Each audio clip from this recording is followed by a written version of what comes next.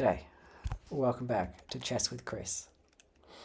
So, just had a slight mishap. Just recorded game number 7. Wild game. Up, down, all sorts of blunders. But I recorded the video, but I didn't record the chessboard again. But I've decided I'm going to show you a recap because I don't know how to do all the fancy editing stuff to put my video that I filmed onto a thing, so I'm going to be inspired by Gotham and Hikaru and do some recaps. This is the board. Hopefully that all looks okay. Hopefully I'm there and there's the board. Alright, let's show you this recap. Alright. Firstly, we both played badly. 66%, 57%, 850 and 450. I'm white. My lovely opponent, Amethyst, rated 834, is black. I'm rated 878 in this game. Spoiler, I win. That's why I'm showing you the game. But how do we get there? You see, it's a bit of a journey.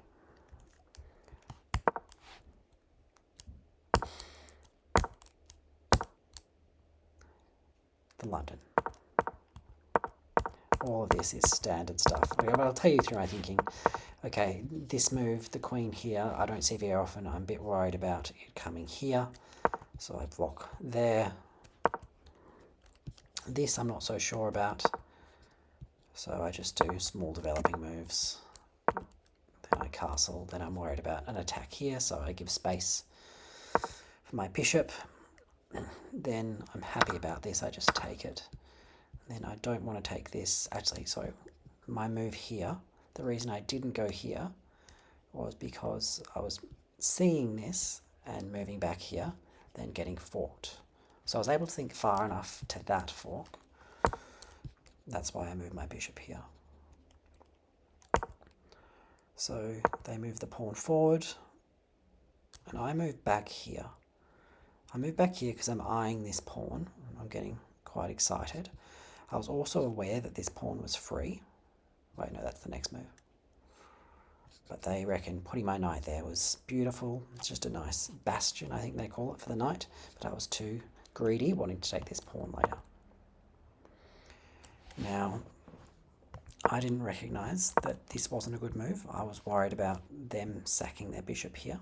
So I moved my king, which was a mistake. They thought I should have just taken the pawn, but I take the pawn the next move. Alright, yeah, I don't see much with that move. Rather than not seeing much, I'm like, I love this pawn. Let's take it. Now, if I'm honest, if I wasn't filming, I would have resigned. Now, maybe this is where I should take the advice. Never resign. Because you'll see what happens. I play fairly well after this. I see these things happening. I think they're just so happy they're sacking things. I defend my pawn with my king. I knew this wasn't the best move, but I thought that just put some sort of pressure on them. Attack a queen. Also, I didn't think that was the best spot because I didn't have any of these squares to move to, and this seemed a bit out of the way. Now here I questioned it a lot. Does my opponent know en passant? So I thought just getting a bit more space down here seemed good. I decided they didn't know en passant. Then I enjoyed what I called a free bishop, but it wasn't because of this brilliant move that I did not see. I thought I'd just take this back, which I did, but I didn't see the subsequent fork. Like, oh, I'm not sure if Amethyst saw all that, but that's the kind of stuff you need to see, which I did not. Then they just hated this. which I didn't know what to do. I decided not to move into the corner, just thinking there's more space over here. Okay.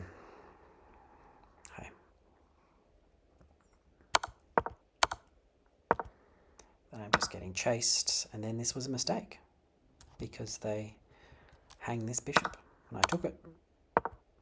Then I get quite excited, getting my king over in this little reservoir here. Stockfish disagrees. Actually, can I ask, is this analysis Stockfish, or is this just a chess.com analysis? Everyone says Stockfish. Also, why is it called Stockfish? It's not a good name, is it? So, at this point in time, I'm talking, what's the word?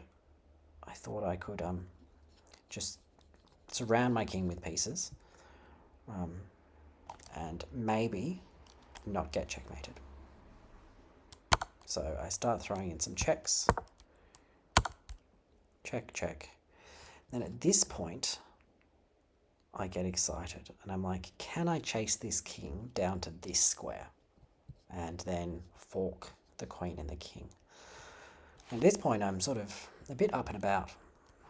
Let's see if that's what happens. Something happens. I'm like, oh, we're one square away. One square away. Let's go for it. Then my heart sinks. But then, very quickly, my heart jumps out of my chest. Because I can check the king with a discovered attack on the queen. And it doesn't matter which one I do. I choose this one. I take the queen. And from here on out, basically, the world's my oyster. I took there, what do they recommend doing? Oh, okay. They recommend forcing the king. Actually, yeah, this is pretty close to checkmate if I did that. Yeah, that was a forced checkmate. Let's show the moves.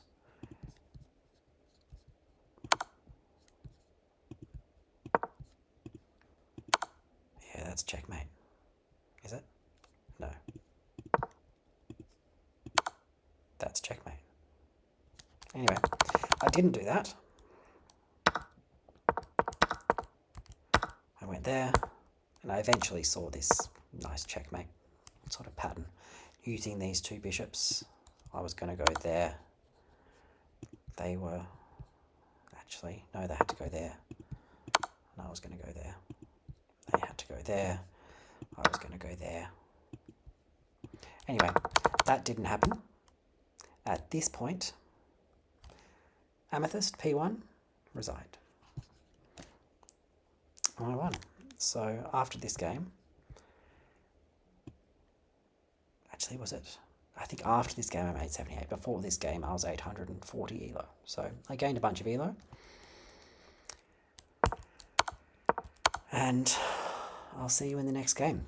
Hopefully I decide to record things properly in the future.